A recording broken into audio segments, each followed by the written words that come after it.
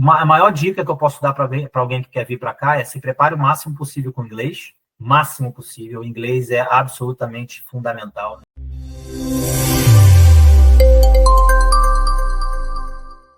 Fala, Camila Chacon. Fala aí, meu amigo.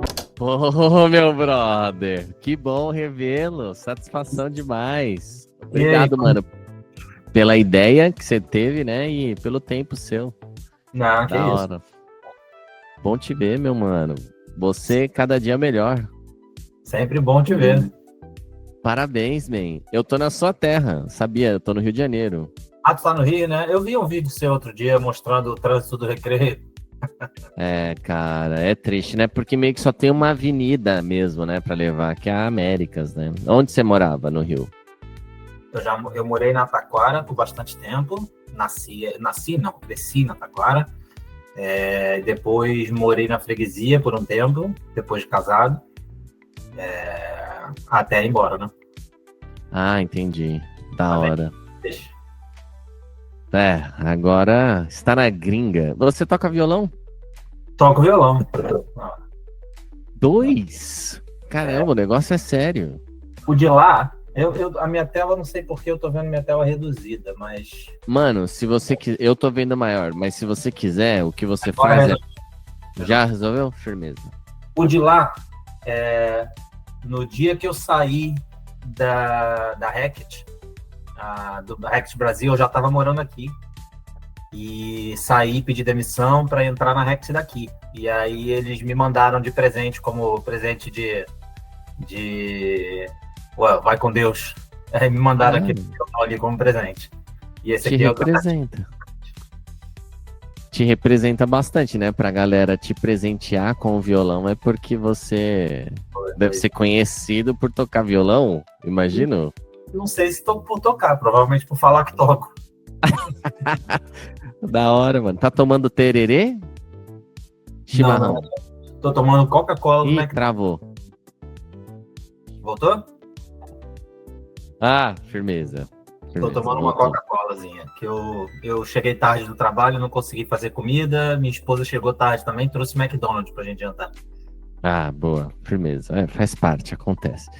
Mano, pra gente começar, então já tá tudo aqui, tá gravando, tá? Mas aí depois eu edito e deixo mais direto ao ponto. Mas enfim, obrigado então por você ter tido essa ideia, que super casa, né, com a galera com quem eu trabalho.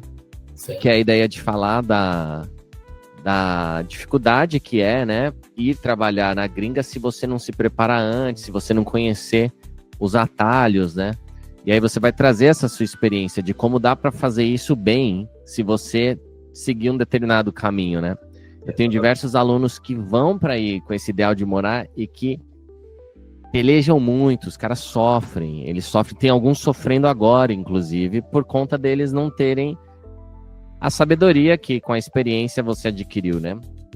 Que você vai contar daqui a pouco, que não foi tão fácil assim, né? Que teve um como chegar aí e que se você soubesse antes, você gostaria de ter um amigo, você, né? No futuro para falar, Daniel, faz assim. Então, por mais que seu nome esteja Camila, nós dois somos Daniel, né? Você, Daniel Sardão. Sim. Mas antes disso, a gente se conhece, né? Na P&G. E lá a gente, né, na parte de vendas. Então, firmeza. Aí eu vou te deixar à vontade para você, antes, né, de chegar no ponto principal que tem a ver com esse público, né, com essa galera, tanto meus alunos como a galera que me assiste. Você falar um pouco de você, mano, e como que você chegou aí. Então, antes, né, quem é você, como é que você entrou no meio corporativo e etc. Fica à vontade para o que você quiser falar e eu vou te perguntando aí no meio do caminho. Firmeza? Boa. Beleza. Bom, vamos lá. Minha história é uma história... Bom, depende de quantas horas a gente tem para contar tudo. Temos uma hora, brother, porque eu tenho depois uma reunião. Mas, firmeza, de qualquer coisa a gente faz várias partes se você estiver disposto. Não, é mais brincadeira do que verdade. Vamos lá. Como é que começa a minha história? Vou começar do mundo corporativo, tá? Porque antes disso tem bastante coisa. Já fui vendedor de churrasqueira, já fui designer de móveis, vendedor de móveis, gerente de loja, Fiz Caramba. faculdade de Direito, me formei advogado, passei na Uau! Da Sim. hora! Passei na OAB, sou advogado, e no meio desse período, logo depois de ter me formado, pode falar. Só um parênteses, que eu gosto muito dessa sua área. Você não chegou a atuar como advogado, então? Não atuei. Tá. Mas, Não. mano, uma falta que faz o seu conhecimento, tipo, pra resolver qualquer coisa eu preciso de um advogado. Eu não sei o básico, sabe? Às vezes devia ensinar isso na escola, o básico, pelo menos, tipo, onde você busca as para. Eu admiro a sua área, por mais que você não tenha atuado nela, eu pago um pau. Eu acho que é bem importante, a gente devia saber, pelo menos o básico a gente tinha que saber, né? Então, na verdade, eu acho que todo mundo devia fazer um pouco. Eu acho que toda universidade, todo colégio, todo segundo grau deveria ter um pouco de direito. Mano. Faz muita diferença, assim, apesar de não ter atuado, de fato, porque já estava em venda, já estava em sales, já desde moleque, ter o conhecimento do direito me permite uma facilidade de enxergar as coisas que estão acontecendo ao meu redor que muita gente não tem, de saber Eu quando... não tenho. Muita gente não sabe quando existe um problema que você vai ter que lidar, quando é um problema que você está gerando, você mesmo, quando é um problema que um cliente ou um fornecedor está te dando e que você vai ter que levar isso judicialmente. Então, saber os limites da lei muda muito a tua forma de atuar como um todo. Não só no teu dia a dia em casa, mas no trabalho também, saber até onde você pode ir numa discussão, numa coisa mais séria, numa coisa que tem que ser até levada para jurídico de empresa, etc. Sabe, ter esse discernimento muda muito a forma de atuar. Às vezes está sendo lesado também, né? Você poderia... Cara, eu vou dar só um exemplo. O meu laptop, o MacBook Pro, computador da minha vida, uma bala que eu investi quando eu fui empreender. Cara, pifou no primeiro ano. Aí, beleza, garantia, os caras foram lá e consertaram. Aí, pifou no segundo ano de novo, pela mesma coisa. E aí eu falei para os caras, cara, isso parece ser vício oculto. Aí eles, não. Se der problema de novo, você conversa com a gente. Aí eu consertei por fora, porque pela Apple era muito caro. Aí consertei por fora, perdi os meus direitos, porque eu não consertei por... Os caras me empurraram para um lado que eu ia me ferrar, porque assim, a placa-mãe custava 7 pau. A segunda vez, beleza, a primeira eles fizeram, a segunda vez já seria 14. Imagina, na terceira vez era 21, era mais que o preço do computador. E os caras me empurraram nessa direção. Aí os advogados depois falando, cara, o ideal era na segunda vez você já ter acionado. Eu não sabia. Sim. Coisa boba, né? Sim. Então, entre outras coisas. E outra, assim, o Brasil, e aí voltando no Brasil, né? Aqui não é tão assim, mas o Brasil, o acesso à justiça é muito fácil. É muito fácil. Às vezes a gente fica com aquele medo de ter um estigma de que você procura justiça para tudo, tudo que dá problema você vai para a justiça, mas é assim que tem que ser. É assim. Boa. As pessoas têm que saber que a única defesa que você tem contra grandes empresas e esses abusos é a justiça. Porque eu sou mestre. Eu duvido que alguém já conseguiu ligar e conversar com uma grande empresa fornecedora dessa e resolver um problema que não fosse que não estivesse dentro do manual deles de resolução. Se está no manual, eles vão resolver. Se não está, eles não resolvem. Independente de estar errado. Então, se você aciona, e eles já botam isso, o cálculo de negócio deles já inclui isso. Todos os problemas que eu vou gerar, um percentual mínimo vai de fato para a justiça, e esse ali a gente vai resolver, os outros todos a gente não resolve, e no net eu saio no benefício. Mas eu me formei advogado, não cheguei a atuar, já no momento dessa mudança, eu vi que a advocacia não era necessariamente o que eu ia querer, financeiramente não fazia muito sentido, eu já ganhava bem como vendedor. Quem trabalha com vendas sabe que eu sempre falo isso, talvez seja a carreira mais bem paga de todas que você pode entrar, é a carreira de vendas. Não tem limite, verdade. Você vai até onde você conseguir empurrar. Até onde você conseguir ir, o salário vai junto. Então, assim, Nesse momento apareceu uma oportunidade de me inscrever na P&G, que foi quando eu entrei. E a gente entrou no mesmo momento, basicamente, né? Acho que foi junto, né, mano? Você foi treinado um mês antes, sei lá. Não sei se foi na mesma leva exatamente, mas foi no mesmo período. Certo. E aí eu entrei na P&G, fiz ali meus 5 anos de P&G, saí do Rio, fui morar no Espírito Santo, voltei do Espírito Santo para morar no Rio novamente, sendo promovido para atender outros clientes. Vila Velha? No Espírito Santo, não? Morei em Vila Velha atendendo os clientes do Espírito Santo. É muito bom lá, né? Ouvi dizer. Muito bom. Vila Velha é maravilhoso. Assim, maravilhoso. Eu sou altamente adaptável, minha vida mostra isso, mas eu sempre falava isso, assim, quando eu fui para Vila Velha, eu falava, puta, se eu pudesse, me aposentava aqui no futuro. Bom saber. Acabei voltando para o Rio para lidar com as temidas e lojas americanas. Animal, da hora. Excelente experiência. Exatamente. Vivi por um bom tempo, participei de momentos muito importantes dentro da loja americana, como a venda da vela, por exemplo, a saída de coloração do portfólio da P&G. Saí dali para lidar com distribuidores, tratei com o maior distribuidor na época do Brasil para a P&G, e aí, em algum momento, veio a mudança para a Rect, que aí desembocou aqui no Reino Unido. Saí para a Rect, tive um problema familiar grande no Rio de Janeiro, com violência, com assalto, que acabou me tirando do Rio. Saí do Rio e fui morar em Belo Horizonte. Morei em Belo Horizonte por 2 anos, quase. E aí então você pediu para ir para Belo Horizonte por conta de segurança? Foi. Eu era legal. responsável, naquele momento, era responsável por Rio, Espírito Santo e Belo Horizonte. Certo. E aí tava no Rio, tive esse problema, e aí a decisão que a gente tomou foi, como eu tomo conta do Rio, Minas e Espírito Santo, eu posso morar em qualquer um desses 3 estados sem nenhum problema. Resolvi morar em Belo Horizonte para sair de perto do Rio e não estar dentro daquele trauma que a gente tinha acabado de sofrer. Que é uma grande pena, né? O Rio de Janeiro é um tesouro do mundo, né? É muito lindo, é muito especial, é muito difícil conjunto de coisas maravilhosas que tem. Mas aí, com o tempo, através de um descaso, né, corrupção, foi se formando esse narco-estado muito forte, né? No Brasil como um todo, mas no Rio e São Paulo é muito pesado, né, mano?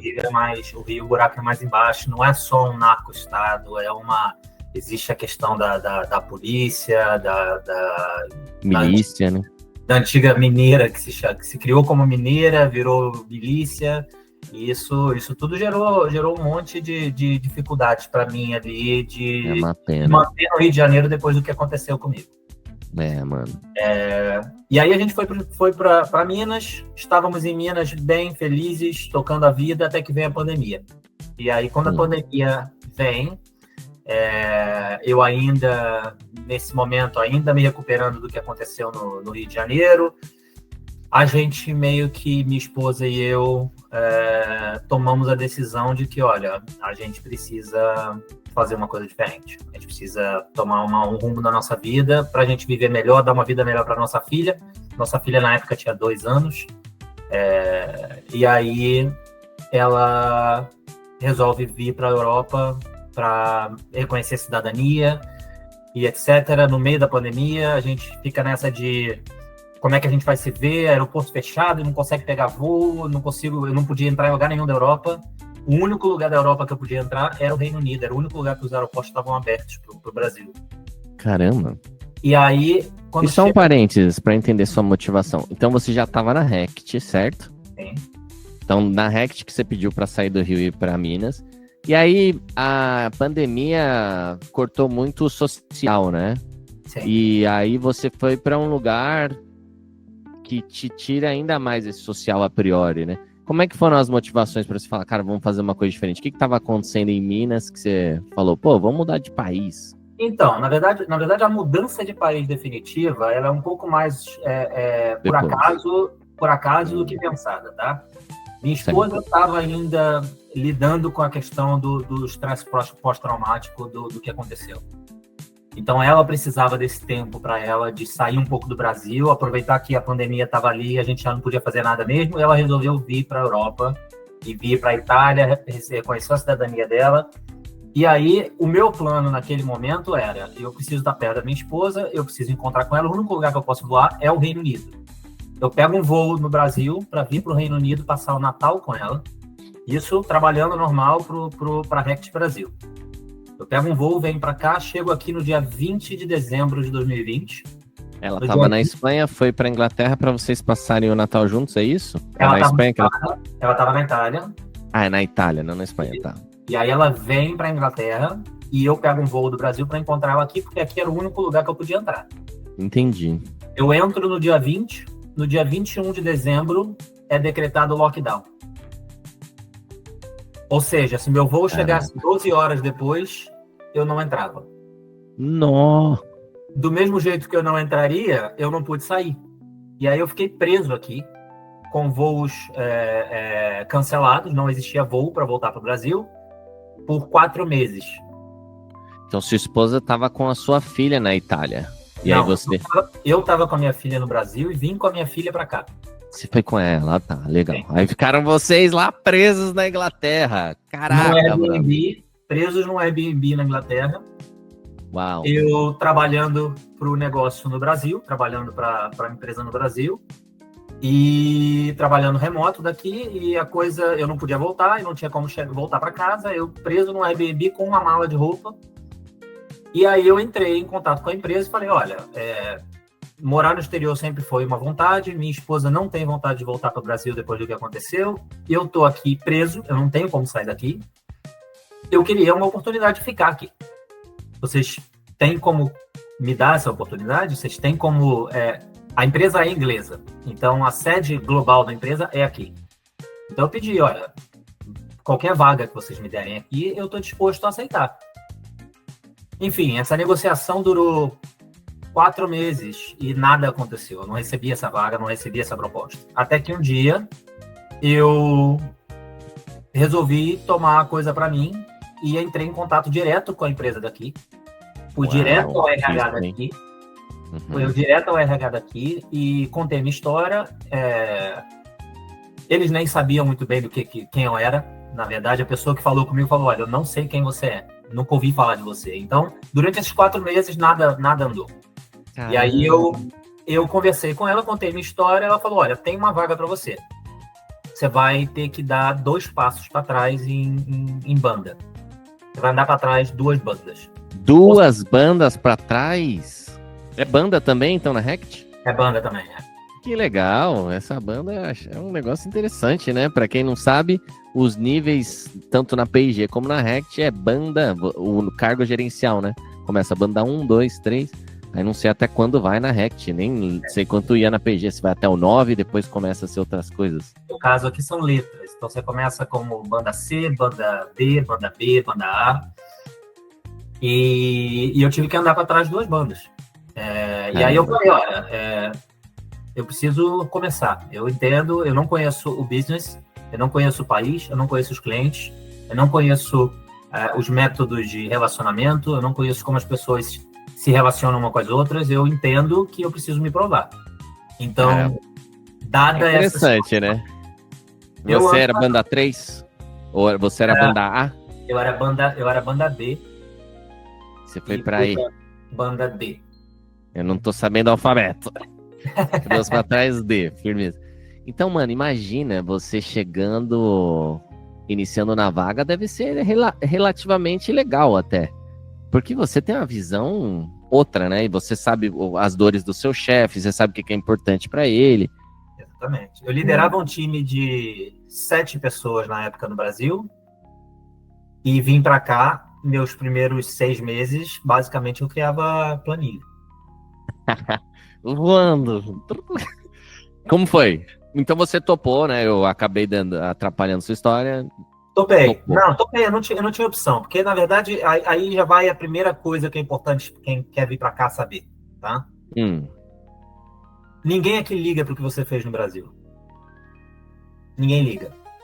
Ninguém quer saber se você foi gerente, se você foi diretor, se você tem 10 anos de carreira. Se você não interessa. Eles querem saber qual a experiência que você tem aqui. Eles querem Sério? saber aqui, exato.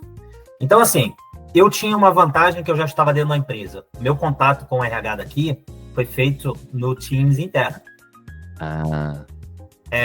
Se eu tivesse que bater na porta lá e falar, olha, por favor, alguém pode me dar uma atenção, talvez não me desse. É difícil, né? Uma empresa grande, importante, um monte de gente querendo a vaga.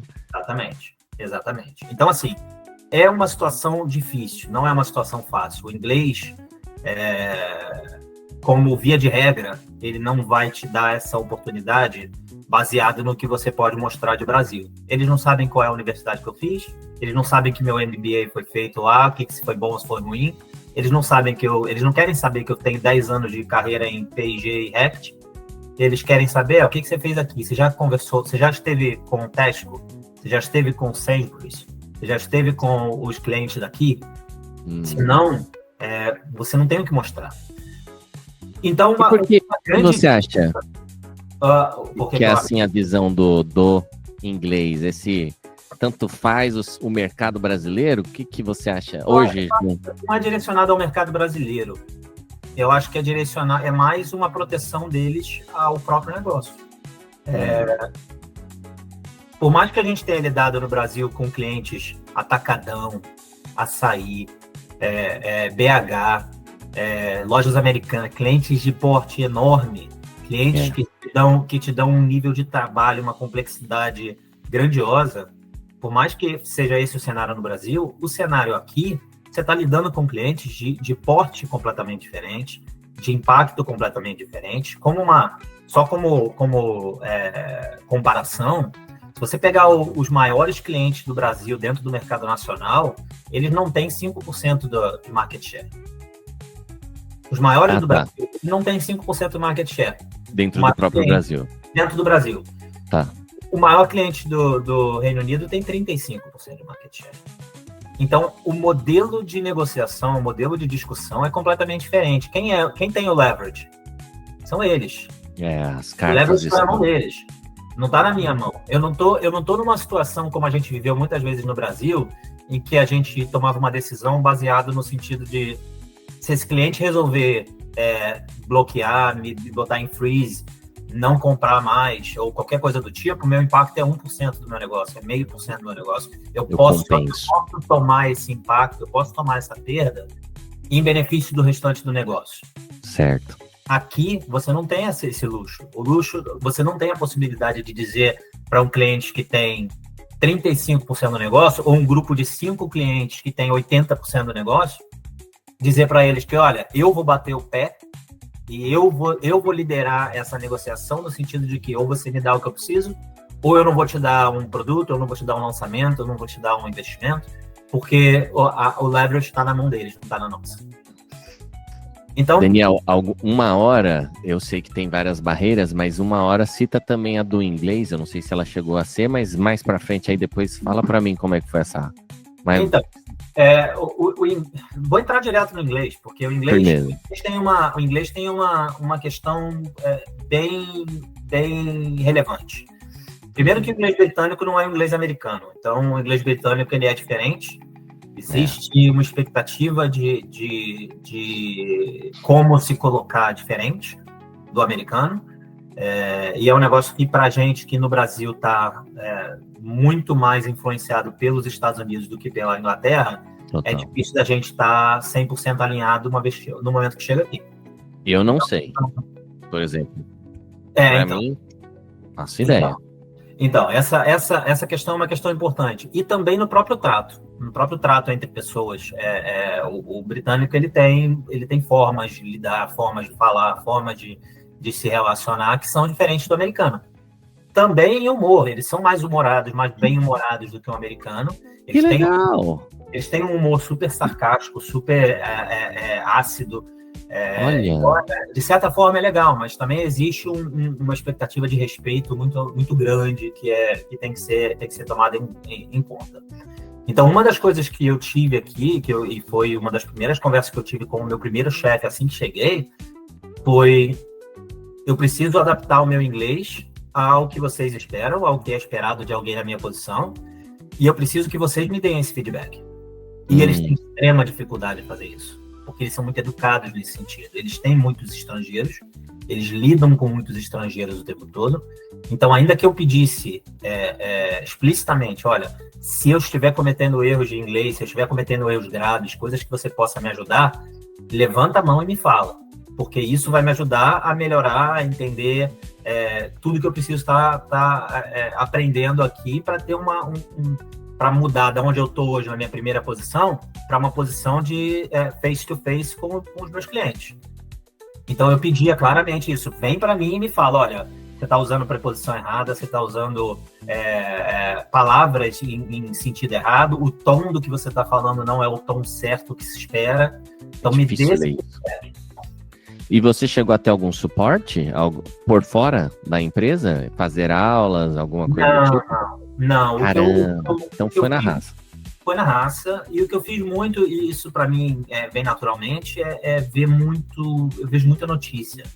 Então, eu vejo muito jornal, eu vejo muita notícia, eu escuto muito rádio de notícia. Então, isso vai me dando um pouco mais de entendimento dessa conversa um pouco mais formal. Que é a formalidade absoluta, que é algo que muitos ingleses, quando você vai numa reunião mais séria, mais senior, você vai ver muitos ingleses fazendo um inglês muito rebuscado, muito mais complexo, a gente nunca vai atingir. Independente do estudo que você vai tentar fazer e melhorar, você não vai chegar nesse ponto. Podcasts também? Você ouve? Ouço muito. É um pouco mais informal, né? O podcast é mais informal, sim. Alguns até têm uma pegada um pouco mais formal, dependendo do assunto que você está ouvindo, mas o que me dá mais formalidade, o que me faz pegar mais, além das reuniões, porque já são 5 anos fazendo reuniões aqui, 4 anos e meio fazendo reuniões em inglês, a questão de rádio e televisão, e jornal e notícias. Isso dá uma formalidade melhor para você pegar um pouco melhor a dinâmica de conversa deles. Então, como é que foi no começo para você essas barreiras, tanto de entender quem são os caras, começar lá atrás, né, versus tudo que você já tinha percorrido depois de 10 anos e as barreiras da língua? Tem mais alguma outra barreira grande? Essas foram as...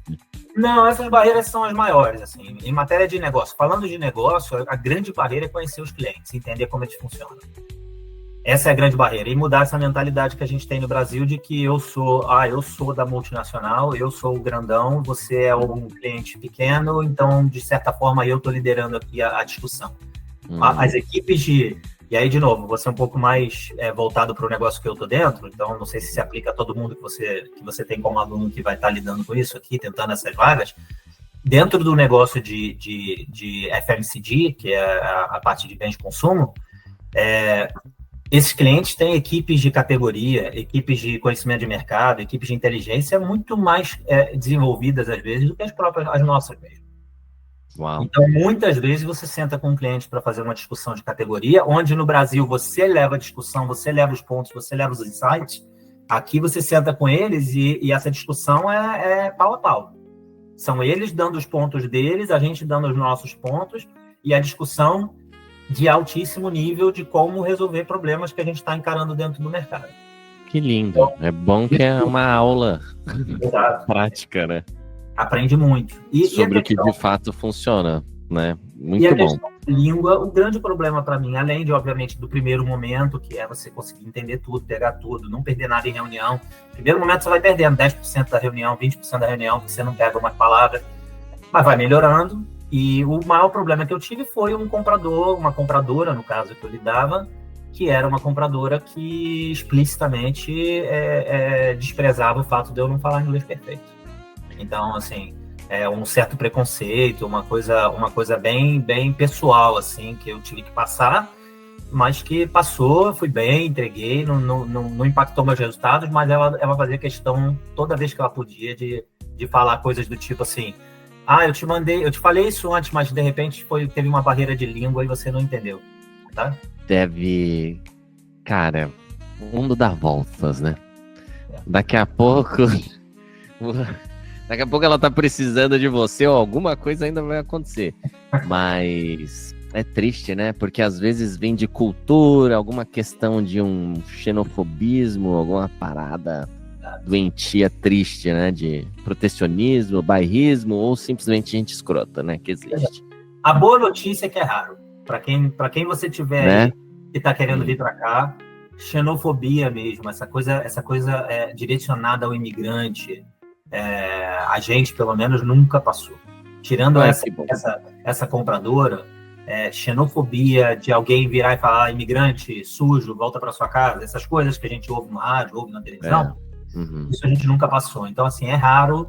Para quem tem interesse de vir para cá e viver uma vida aqui, não deveria estar esperando esse tipo de reação dos ingleses, porque na realidade é bem raro. Que bom. E não era estratégia dela para te desestabilizar, era uma coisa de triste, né? Mas e aí, como é que foi para você? Você chegou a conversar com a sua esposa, pensar internamente? Como é que eu reajo a essa? Não, na verdade não. Na verdade, assim, ela era... Eu vou ficar aqui falando mal dela também, que ela não está aqui para se defender, mas ela não era conhecida dentro da empresa como alguém, dentro das pessoas que já lidaram com ela na minha empresa, ela era conhecida já como alguém problemática. Então, eu já entendia, eu já fui preparado para isso. Nesses momentos entra o profissionalismo, então já encerrei reunião por conta disso. Isso é outra coisa que daqui e para quem está aqui, para quem vier para cá, é legal saber. Existe um direto ao ponto aqui que é muito verdade, assim. Você entra numa reunião, uma frase dessa é dita, basicamente o que eu disse nesse dia foi, olha, a reunião tomou um rumo que eu não concordo, eu não entendo que isso é uma reunião, essa seja uma reunião que vale a pena continuar, eu estou encerrando agora. E saí. Então, assim... Muito da hora, eu queria estar vendo isso. Assim, coisa que no Brasil não aconteceria. Você ia tentar manejar, você ia tentar via relacionamento, voltar atrás, consertar. Uma coisa... O Brasil é uma coisa muito mais afetiva. Aqui, não. Olha, você passou do limite. Isso, passou da linha, a reunião está encerrada, a gente vai voltar a se falar daqui a uma semana quando tiver uma próxima reunião. Pronto. Brother, 2 casos que aconteceram comigo, logo no meu primeiro assignment, na minha primeira missão lá, tarefa, o meu cliente era uma farmácia em Campo Grande, onde ela dominava ali o mercado, tal, pelo menos regionalmente, e aí o cara que comprava era muito bocudo, e aí eu... começando, então muito ruim ainda de jogo, né? E aí não sabia alguma coisa ali do que estava acontecendo e tal, ele começou a me xingar, velho. Aí eu fechei, né? Me fechei, fiquei de boa, tal, esperei passar. E aí terminei ali a reunião, né? Eu não fiz igual você, já com experiência, né? Que, cara, sinto muito, tchau. Eu acho que eu engoli o sapo. Tem algumas lições sobre isso, mas firmeza. Aí eu, tchau, obrigado. Com o passar do tempo, né? Esse maluco veio me pedir emprego. Ele foi desligado. Aí passou um tempo, aí eu tava bem dentro da P&G. Ele veio me ligar, mano, você tem emprego? Aí fui atender ele como distribuidor ainda. Aí ele vinha, né? Tipo, todo na miúda. Então, que aí ele foi pra um outro cara lá. E além disso, teve um outro caso que um chefe meu dentro da P&G me xingou uma vez porque estava estressado porque o presidente estava visitando a região. E a gente, né, tinha deixado tudo maravilhoso, aí tinha algum detalhe ali que estava fora. E aí ele xingou. E aí eu falei, cara, não, você não pode fazer isso. Eu mandei a mensagem para ele e tal. Aí ele depois veio falar, mas é com quem eu tô acostumado a lidar, é assim. Eu falo, cara, não tem nada a ver. Aí você deveria falar pra esse cara que não pode, isso aí não se faz, né? E aí, beleza, é importante colocar essa placa de isso não é legal, porque senão a pessoa cresce, né? E às vezes a gente não quer colocar isso por conta do medo de perder, mas não vale a pena, né?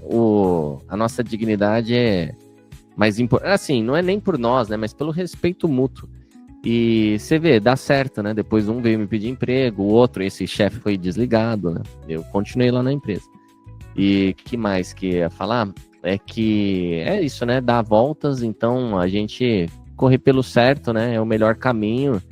E mesmo que isso... E é interessante um último detalhe, é que a gente, quando tá falando de empresa, por algum motivo engole o sapo, ou, né, de uma maneira polida encerra. E às vezes se trata de relações pessoais, pô, com a esposa. Minha esposa me xinga, eu não tenho a inteligência emocional de engolir esse sapo e falar, amor, você não tá bem, não. Não, vou e xingo de volta, que absurdo.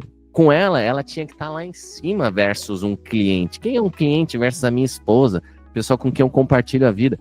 E aí, né, você vê que o dinheiro, às vezes, fala mais alto e tá totalmente errado. Valores totalmente deturpados. Quem tem que falar mais alto? O amor, não. Essa pessoa se sacrifica por mim. Eu tenho que me sacrificar por ela. Assim como eu topo me sacrificar por uma pessoa que eu mal vejo por conta de trampo, né? Então, só um parênteses aleatório aí, né, sobre essas coisas são interessantes que acho que a gente tem que levar para a vida, né? Mas, enfim. E acho que só ligando com a coisa de estar aqui, de quem quer estar trabalhando por aqui, e isso acho que se aplica também a outros países de língua europeia, na Europa. Eu acho que tem um comportamento que tem que ser entendido. O brasileiro tem um comportamento que não é aceito naturalmente no mundo. Ninguém vê como uma coisa ruim, mas vem como uma coisa awkward. Vem como uma coisa que não é, sabe? Puta, para você chegar dentro de um escritório, de uma grande empresa aqui e ir abraçando pessoas, e encostando, e pegando, até apertando mão, muitas vezes não é esperado. Olha então, só. É uma dica bem grande, assim, para quem é brasileiro e vem para cá e tá querendo, se preocupar com essas coisas, se preocupar como a sua imagem está passando para as pessoas em volta de você. Depois de um tempo, a amizade começa a ser criada, você começa a ter um pouco mais de liberdades e etc., mas nunca vai ser natural você chegar num escritório, como a gente chegava no Brasil, e abraçar uma menina que tá lá, que trabalha com você, e dar um abraço e falar, oi, tudo bem? Como é que foi? Como é que foi o final de semana? Tal. Isso não é natural, não é esperado. Até entre os amigos, né? Entre os homens. E aí, cara? Não é natural essa coisa mais quente, mais contato que o brasileiro tem, e que eles aqui acham estranho. E não só aqui, assim. Se você for para a Europa como um todo, países da Europa em geral, não vão ter esse tipo de relacionamento. Talvez com a exceção aí da Itália, com exceção da Espanha, que são países mais quentes, o restante todo espera que você mantenha essa distância, mantenha essa sobriedade no trato. Teve um cara na faculdade que a gente saiu na mão. Ele tava ali fazendo alguma coisa e tal, e aí eu fui brincar com ele, fui dar um abraço nele, ele ficou nervoso. Começou a querer me bater, comecei a bater nele. Aí ele começou a apanhar. Veio um amigo, me deu uma gravata por trás, falou, cara, calma. Aí eu, pô, 2 contra 1 não dá, né? Mas é por conta disso, né? Porque o cara, pô, você me tocou. Que é isso, que absurdo, eu não te permiti me tocar. Né? Então, interessante. Boa dica, obrigado. E aí, como é que foi essa questão de dar os passos para trás e depois até chegar onde você está, né? Então, hoje eu já estou de volta na minha posição, eu já estou de volta na minha banda, já estou... até pouco tempo atrás estava liderando um time de 3 pessoas. Tive anos maravilhosos aqui de performance. Lidei com o Costco aqui por muito tempo, que é o maior cliente global hoje da Rect. Então, responsável pelo Costco UK, cresci ano após ano, entreguei tudo, fui promovido ali para ser gerente gerente do setor de distribuição, atacado, cash and carry, toda essa área era comigo, uma área que a gente chama de High Street, que é um negócio que no Brasil eu nunca tinha ouvido falar, só fui entender aqui. High Street é todas as ruas centrais de cidade, de comércio, elas se chamam High Street.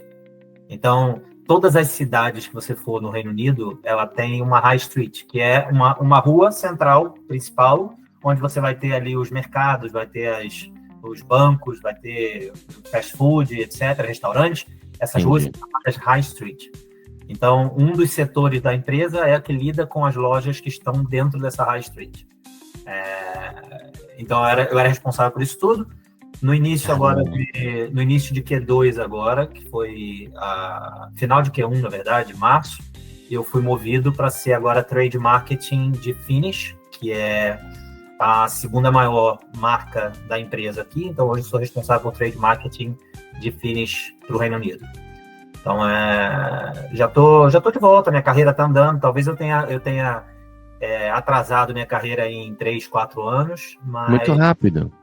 Mas vale a pena, assim, porque no final das contas, apesar deles não darem o valor para quando você chega, uma vez que você entra e que você mostra todo o conhecimento que você tem de negócio e de como lidar com as coisas, na verdade, imagina que eu entrei na mesma posição que estavam entrando pessoas saindo da universidade.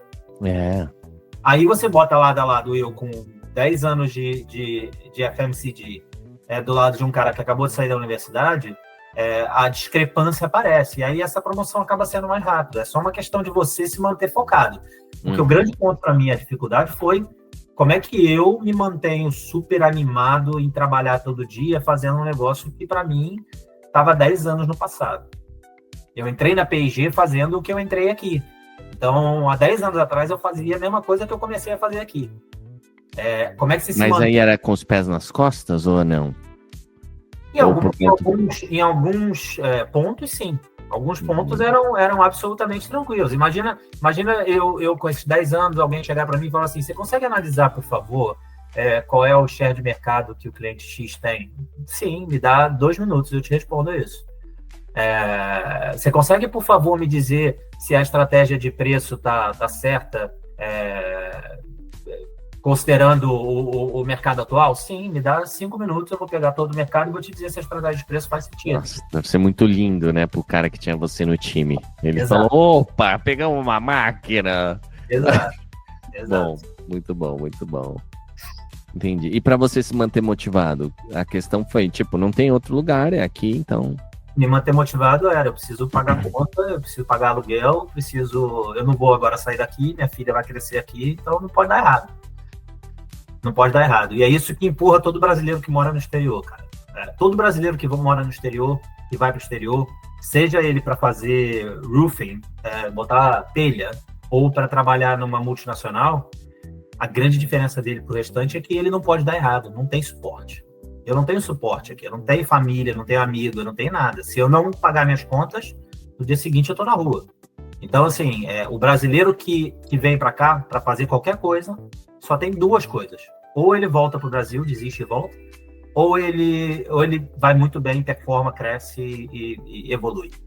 É muito difícil um brasileiro que vem para cá, que vem para a situação que a gente veio, e fica absolutamente parado no tempo, vivendo aquela vidinha sem nada. Todo mundo, de alguma forma, ou está juntando um monte de dinheiro e voltando para o Brasil, ou está evoluindo, ganhando novas oportunidades e vai trabalhar e vira braço direito de um cara cheio de grana e fazer um monte de coisa diferente, faz tudo. Ou o cara entra numa empresa que nem eu entrei, cresce. Assim, o brasileiro, em média, ele vai muito bem porque existe uma necessidade de dar certo para a gente. E financeiramente, quando você deu os 2 passos para trás para pagar as contas, estava ok? Você teve que descer seu estilo de vida? Como foi? Não, vir para cá é descer o estilo de vida. Me conta. Tem alguém hoje que está no Brasil ganhando dinheiro e acha que vai vir para cá e vai viver como vive no Brasil? Esquece, não vai. Não vai, não existe isso. O Brasil, para quem está bem, como a gente esteve trabalhando em empresas multinacionais no Brasil, gerente, ganhando bem, liderando time, aquele nível de vida que eu tinha lá, eu nunca vou ter aqui. Nunca. Financeiramente. Por causa do aluguel? Financeiramente falando, a moradia é muito cara. Eu comprei minha casa agora. Essa casa aqui, que você está vendo aqui, é minha. Animal. Eu comprei. Depois de 4 anos, eu consegui dar entrada e comprar. Boa. Eu só consegui dar entrada porque eu tinha dinheiro do Brasil. Se eu tivesse que juntar o dinheiro que eu tive para dar de entrada aqui, pode botar mais 10 anos aí pela frente. Então, a gente vê uns vídeos, né? Pô, o iPhone, eu vou precisar demorar 3 meses para comprar no Brasil com salário mínimo. Nos Estados Unidos é 3 dias, uma parada assim, sabe? Na Itália é 15 dias. Não é verdade? Como é que você sente isso? Não, é verdade. É verdade. Se você quiser comprar um iPhone aqui, um iPhone vai custar, sei lá, eu não sei, hoje deve custar uns 900 pounds, tá? £900 hoje, você com salário mínimo, você faz isso em 20 dias, 15 dias. Então, sim, você compra. Mas, quando você bota tudo que você precisa ter, tudo que você precisa pagar, não é tão simples assim. Vamos botar aqui em perspectiva. O que é muito barato aqui? Comida. Comida é muito barato. Mercado é muito barato. Mercado é extremamente barato. Você vai hoje no mercado e alimenta uma família com £400 por mês. Considerando que um salário mínimo aqui você vai ganhar, hoje deve estar em torno de uns 1.400, 1.500, não sei, não tenho noção exata, mas deve ser nessa faixa. A comida é barata, comer no mercado é barato, ir a restaurante é caro, qualquer serviço para sua casa é caro. Eu lembro com clareza, o primeiro flat que eu aluguei aqui, eu tinha que puxar um fio da internet que vinha do corredor do prédio e tinha que entrar para dentro da minha casa. Basicamente, o fio estava parado na minha porta, assim, a ponta do fio parado a 50 centímetros da minha porta. Eu fui na portaria e falei, olha, eu posso eu mesmo pegar e puxar esse fio? Eu só emendo e puxo para dentro, tá tudo feito. Não, você precisa chamar um profissional. Mas por que precisa chamar um profissional? Porque para mexer no prédio, na área comum do prédio, você precisa alguém registrado no governo, com seguro contra terceiros, seguro contra incêndio, seguro de não sei o que, seguro... Falei, bom, tudo bem. Conta. Vocês têm alguém para me indicar? Temos, toma aqui o telefone. Liguei pro cara, o cara foi lá e falou, olha, custa £150 para fazer isso. Eita. Ele literalmente puxou, eu falei, ok, faz o serviço. Ele puxou uma máquina de furada do bolso, da bolsa, furou a parede, emendou o fio, passou para dentro da minha casa, largou a mesma ponta que estava aqui, ele largou dentro da minha casa. Em 10 minutos ele fez £150 e foi embora. E é exatamente a mesma coisa que vai acontecer se você precisar de alguém para mexer na sua torneira, se você precisar de alguém para mexer no seu quintal, alguém para mexer na sua antena, qualquer coisa. Então, assim, não é um país barato, existem coisas básicas que são muito baratas, mas se você precisa andar de transporte público, de metrô, de trem principalmente, é caríssimo. Sério? Caríssimo. Só para você ter uma ideia, a minha esposa, quando a gente se mudou, ela trabalhava em Londres ainda e a gente morava fora de Londres. Só ir a Londres todo dia e voltar de trem custava £450 por mês. Caramba. Imagina, ganhando 1.300, 1.400, pagando 450 só de trem. Então, assim... Então a empresa não dá como benefício essas paradas que acontecem no Brasil? Não. Alimentação, carro, celular, transporte, nada disso a empresa paga. Aqui você recebe o seu salário e é tudo por você. Entendi. Olha, que interessante, cara. Interessante. E mesmo assim é melhor. A decisão que você tomou, você sente, cara, mas aqui é melhor. É melhor assim, pensando nas minhas prioridades. A minha prioridade é minha família, meu bem-estar, minha tranquilidade. Eu moro hoje num lugar que minha filha tem 7 anos. Ela chega da escola, me dá um beijo, fala, papai, vou brincar na rua. E vai pra rua brincar. Legal. Então ela fica aqui, eu fico trabalhando aqui, tem uma janela do meu lado, ela tá correndo pra lá, andando de patinete, aí corre pra cá, e brinca com criança, aí volta correndo dentro de casa, pega um iogurte pra comer e volta pra rua pra brincar de novo. Esse tipo de vida, para mim, não tem preço. Foi isso que eu escolhi, muito mais do que dinheiro. Se fosse por dinheiro, a mudança que eu fiz não faria nenhum sentido. Nenhum sentido. Nenhum. Porque, basicamente, o meu mortgage aqui, que é o meu financiamento da minha casa, custa 10 vezes mais do que eu pagava de aluguel no Brasil. Convertendo, né? A questão do TEPT, né, do estresse pós-traumático, ele tá ok? Você entende hoje em dia, depois dos 5 anos? Então, um dia, se vocês quiserem também voltar ou ir para algum país fora, você é um expatriado top, né? Sim. Os caras te falou, Dani, a gente confia em você, a gente não sabe nem quem são os caras lá, você pode ajudar nós? Aí, pô, né? Então, você tem essa porta, né? Já teve proposta para eu voltar para o Brasil, em posições de alta liderança, mas para mim hoje não faz sentido. Principalmente tendo comprado a casa, né? Eu tô aqui, minha casinha, isso aí, a tinta que você tá vendo foi eu que botei, fui eu que pintei. Então, Legal, assim, legal. eu estou aproveitando um negócio que em 10 anos de FMCG antes eu nunca tive. Eu, nos 10 anos, primeiros 10 anos da minha vida dentro de FMCG, eu morei em 10 casas diferentes. Caramba. Eu me mudei 10 vezes. Então, assim, É. hoje eu tô aqui. E eu não vou sair porque a empresa é aqui, tudo que tem para ser feito está aqui. Eu tenho mais 10, 20 anos de carreira nessa empresa, se eu quiser. Aham. Posição, crescendo, sendo promovido, sem ter que sair de 30 minutos de distância da minha casa. Então, Mais hoje, dois, faz sentido. mais duas dúvidas antes de você passar umas dicas gerais para a gente encerrar. Questão de qualidade de vida, né? Porque no Brasil a gente é quase escravo, né? Se a gente não souber conduzir bem, se a gente não tiver um bom alinhamento com o chefe, a gente trabalha insanamente. Às vezes você ganha maior grana, mas você não tem nem tempo para gastar, você quer ficar dormindo no tempo que você tem livre. E também a questão de como é que foi a adaptação da tua família, né? Para tua filha. Ela chegou muito pequenininha, então deve ter sido de boa, né? Mas aí tem você e tua esposa no social, né? Envolvimento com a comunidade, se foi com brasileiros ou se foi com os próprios gringos. Como é que foi essa parada? Vamos lá. Primeiro, qual foi a primeira pergunta mesmo? Minha memória não tá boa. Trabalho. Vê que a memória tá afetada. Por causa da porrada do estresse brasileiro, né? Como é que é aí? Aí é diferente? É uma pegada mais, 5 horas, estamos em casa. Depende muito da posição, depende muito... Óbvio que o estresse do FMCG existe, tá? Talvez seja o mercado mais estressante dentro de vendas, talvez tirando o mercado financeiro, que também é banco, que é muito tenso. Esse mercado de bens de consumo é muito, muito estressante, porque ele é muito rápido, tudo acontece para ontem. Mas não é no nível do Brasil, sem dúvida não é. Então, eu só posso te dizer com clareza, porque eu vivi os dois e não tem nenhuma comparação. E, principalmente, não tem comparação no sentido de que no Brasil a gente tem uma sensação, eu tinha pelo menos uma sensação, de que as coisas aconteciam e depois eu tinha que reagir a tudo. Isso ficar apagando incêndio, dá uma...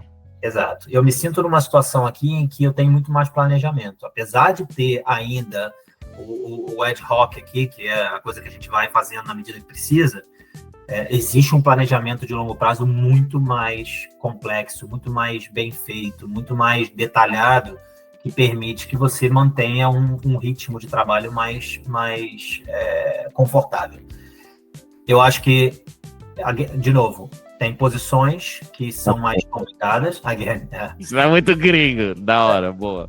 Tem posições que são mais complicadas, mas tem bastante posições aqui que você trabalha muito mais tranquilo. Eu, por exemplo, meus primeiros 6 meses com o meu primeiro cliente grande, que era o Costco, eu desenvolvi um JBP aqui, como é que chama? O JBP, o plano de negócio? É um plano de negócio conjunto com eles, Uhum. e que eu literalmente teve um mês de trabalho que eu troquei 2 e-mails com eles. Porque estava fluindo gostoso, amanteigados. Absolutamente tudo alinhado, tudo programado, estoque disponível, pedido entrando. Precisava falar com eles para nada, eles não falavam comigo para nada porque não precisava. Uau. E é isso. Sellout. Só indo, só a coisa só andando. Eu não tinha com o que me preocupar naquele mês. Teve meses já de estresse de trabalhar até 1 da manhã todo dia. Mas assim, na média, trabalha-se menos horas e o estresse é um pouco mais controlado aqui no Brasil. E a outra sobre minha filha e minha esposa. Minha filha, principalmente, né? Minha esposa, a adaptação é a mesma da minha. Correr atrás, começar a achar a vaga e buscar. E ela penou um pouco mais, ela não tinha a entrada que eu tinha, de estar numa empresa daqui, então ela teve que rodar um pouco mais. Mas hoje está bem colocada também. Mas como foi para ela conseguir cavar essa vaga sem contato, sem QI? Então, aí, de novo, vaga de entrada. Primeiro ponto é vaga de entrada. Se você tentar chegar aqui querendo ir para vagas de gerência, de gestão, porque você fazia no Brasil, dificilmente você vai conseguir, a não ser que você tenha uma capacitação muito específica que alguém esteja procurando. Então, o fato de ser uma vaga de entrada ajuda. E o outro ponto importante para ela foi que a gente se mudou para longe de Londres, numa área em que a mão de obra é mais escassa mesmo.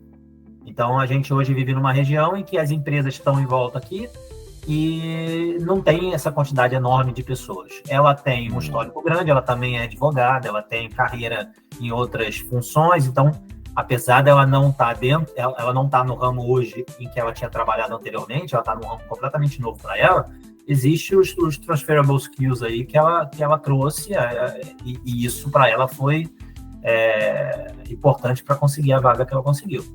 E minha filha chegou aqui com 2 anos para 3, quase 3, falando português mal e porcamente. Hoje fala inglês fluente, fala português também, porque a gente faz questão de que ela fale português.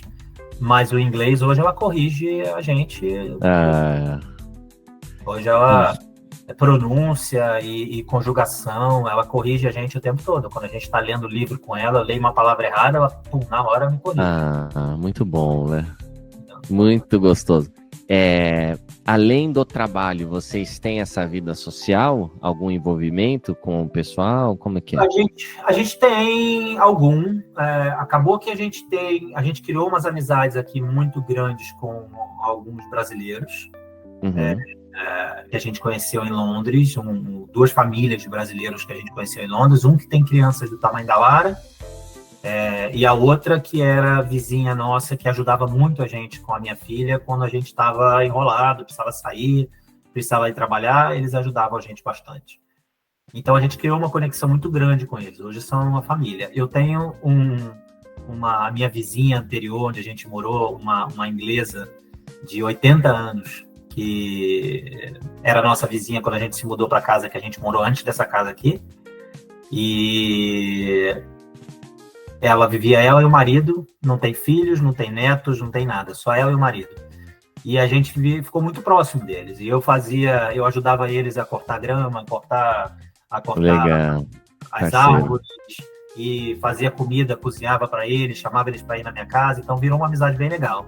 Infelizmente ele faleceu, mas ela tá lá ainda, então aniversário a gente tá sempre junto dela, Páscoa agora ela veio passar com a gente aqui em casa, então a gente conseguiu se integrar bem. Os vizinhos nossos aqui são vizinhos que a gente tem uma convivência legal, ainda não no ponto de estar frequentando a nossa casa, porque a gente está aqui recente também, mas a gente conseguiu se integrar bem. E o pessoal do trabalho, principalmente, né, que eu já estou há 4 anos e meio lá, esse pessoal já tem a gente está sempre junto, todo mês Legal. A gente tem todo mundo junto para fazer, todo mês a gente faz uma reunião do time em Londres, então a gente vai para lá, faz a reunião, sai para jantar, toma uma cerveja juntos e aproveita a companhia, né, de um do outro. Então é legal, assim, tem uma convivência boa. Animal. Vocês foram como anjos na vida desse casal aí, né? E eles também na vida de vocês, né? Vocês sendo parceiros, né? Mano... Chama de a vovó inglesa. A vovó, total. Você tem mais algum ponto que você gostaria de deixar pra galera? Não, cara, é assim, eu sei que você lida com um monte de gente, com um monte de sonhos e desejos e vontades, e acho que o grande ponto que tem que ser passado para todo mundo é que, apesar de parecer um sonho, mudar para cá, mudar para qualquer lugar, na verdade, sair do Brasil não é só flores, não são flores só. Dá muito problema, dá muita dificuldade, dá muita dor de cabeça, dá saudade pra cacete, saudade de amigos, saudade de família, os momentos bons, os momentos ruins que acontecem no Brasil, você vai estar muito ligado emocionalmente e vai ter que lidar com isso à distância. Então, o que eu falo sempre para todo mundo que me pergunta, e muita gente vem me perguntar, eu tô querendo fazer, qual é o motivo que você quer fazer? É desespero? Se for desespero, calma, pensa, repensa e planeja, toma o tempo necessário para fazer o que você tem que fazer certo. Não sai do Brasil no desespero, não sai no Brasil porque conseguiu o dinheiro da passagem e o dinheiro da passagem dá para vir para cá e se virar, porque esse é a receita para dar errado. Pode dar certo? Pode.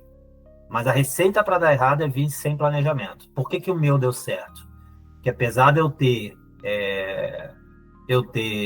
ficado preso aqui por acaso, eu não fiquei aqui necessariamente porque eu estava planejando ficar, eu fiquei preso, Eu tinha um emprego que me pagava muito bem no Brasil, eu conseguia me manter aqui com o salário do Brasil, eu estava trabalhando à distância, o que é completamente diferente de meter a mão num cartão de crédito, voar para cá e começar a tentar achar emprego enquanto está pagando as contas com o cartão do Brasil. Né? Então, assim, a maior dica que eu posso dar para alguém que quer vir para cá é se prepare o máximo possível com o inglês, máximo possível. O inglês é absolutamente fundamental. Não caia na história de que o inglês você consegue passar por cima, principalmente se você quer alguma coisa de mais qualidade. Sim. Muita gente que não vai ter inglês e vai sobreviver bem e vai se virar nos trabalhos de entrada, beleza. Entregando. Na minha experiência, se prepara muito para o inglês, se prepara muito financeiramente, tenha esse suporte financeiro e não venha para cá se o seu objetivo é ficar rico ou se o seu objetivo é fugir do Brasil a qualquer custo porque eu estou desesperado. Perfeito. Porque são motivos errados. E eu vim para cá e resolvi ficar porque eu entendi que era a melhor vida que eu podia dar para minha filha crescer. Apesar de todas as dificuldades, apesar de saber o que eu ia passar, a minha filha vai ter uma infância, um crescimento, uma inocência que o Brasil hoje não permite ter. Então esse era o meu objetivo. Se eu não tivesse a grana, eu estava tranquilo. Se eu não tivesse o emprego, eu ia achar um outro. Se eu tivesse que recomeçar minha carreira como eu tive, eu ia recomeçar minha carreira, porque o objetivo estava aqui. Eu tenho que entregar para minha filha a melhor vida possível. E deu certo, cara. Mano, parabéns. A questão que você tanto frisou do planejamento acabou acontecendo com você aí, né? Mas você precisou planejar, mas Exato. quando você já estava aí preso, né? Eu estava preso, mas eu ainda tive, apesar de estar preso aqui, já estando aqui, eu ainda tive 4, 5 meses para pensar, para entender, para tomar decisões certas. Então, eu não estava aqui em desespero, porque se eu tivesse vindo em desespero, talvez em 3 meses o meu dinheiro secava, eu não achava uma vaga, e aí eu ia ter que voltar para o Brasil, ou ia ter que achar uma solução que talvez não fosse ideal. E a maneira que aconteceu para vocês é a mais legal, né? Porque muita gente vai para empregos que estão aquém da capacidade deles, né? Vai para subempregos. Não, você está competindo com os caras, você está liderando eles, você está liderando uma grande empresa. Então, mano, parabéns pelo seu sucesso, pela resiliência, por vocês como família terem fechado. E você está agora representando o Brasil na melhor forma, né, cara? Então, desejo tudo de bom. Deus abençoe vocês. Se um dia você desejar voltar para o Brasil, algum país daqui, com certeza vai ser com um escalão muito alto, né? Portanto, ter toda essa confiança dos caras aí, né? Como também por essa experiência que, cara, só a experiência de ir para um outro país e permanecer, apesar das dificuldades, é uma coisa linda, assim, que faz com que o dia a dia de negócio seja fichinha, né? De uma certa forma. Porque, cara, parabéns, isso é demais. Obrigado. Satisfação. Obrigado, mano. Parabéns você também pelo trabalho aí, por estar ajudando o pessoal que precisa e que está interessado. É bom saber que você está ajudando gente que tem interesse em evoluir, em crescer. E é isso que dá mais satisfação. Você está aí realmente contribuindo para a gente que vai ter história boa para contar igual eu tenho a minha. Lindo. Tamo junto, meu irmão. Valeu, Dani. Sempre bom te ver. Prazer é meu. Tudo de bom. Fica com Deus. É nóis. Abraço.